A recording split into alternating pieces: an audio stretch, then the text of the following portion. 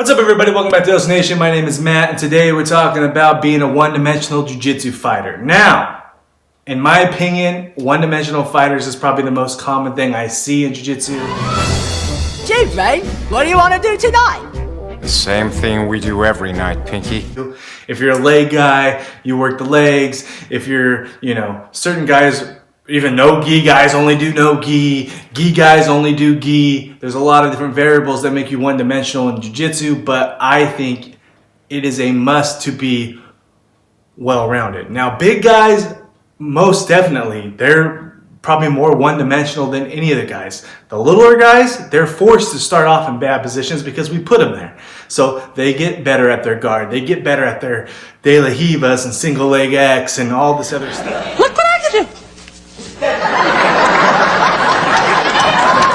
As big guys, we're always on top if we want to be in most cases, and we never develop the skills we need from our back. So in class, you probably have little guys that tell you, oh, you just beat me because you're bigger. Oh, you're just bigger than me. And I've said in previous videos, it's not our fault that we're bigger than you. That's your parents' fault. But we also got to get better at our backs. We also got to pull guard. I know it's frowned upon, the big man revolution to pull guard, but in class is for learning, you should pull guard, especially on your small. What did you say? On your smaller opponents. Pull guard, get the sweep, force your way up, then smash. I've said this in previous videos. You got to get good at your B-level stuff and your C-level stuff because your A-level stuff is there. And your A-level stuff probably is harder to hit on people in class that know your game.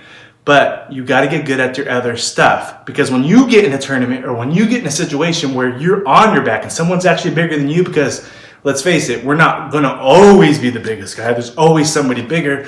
We got to be ready to adjust and be able to get into certain situations. We don't want to be stuck in side control and not know how to get out of it, or we don't want to be stuck where, okay, well, we got the lasso in, but now what do we do with it? So you should be practicing these things on smaller opponents and lower level belts. If you're a lower level belt, of course, work anything, just whatever. You just roll. But if you're up in the purple or higher, you should be developing secondary skills to match your, B-level, C-level game to match your A game, just in case you get there. Now, this is also going to help big guys get better at jiu-jitsu, period, because especially a lot of schools don't have really big guys. So if you put yourself in bad spots, it's only going to make you better. Losing in class is a good thing because that means you're learning.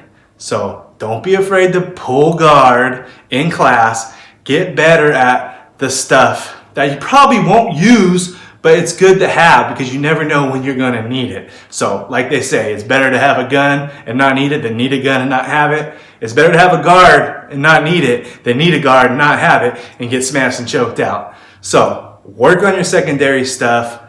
Don't be one-dimensional in your game and have fun out there. Don't be afraid to lose in class.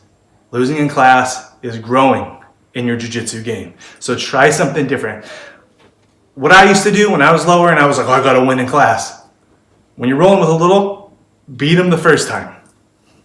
And then the second roll and the third roll, try something new, pull guard. You don't have to beat them 3 times in a row.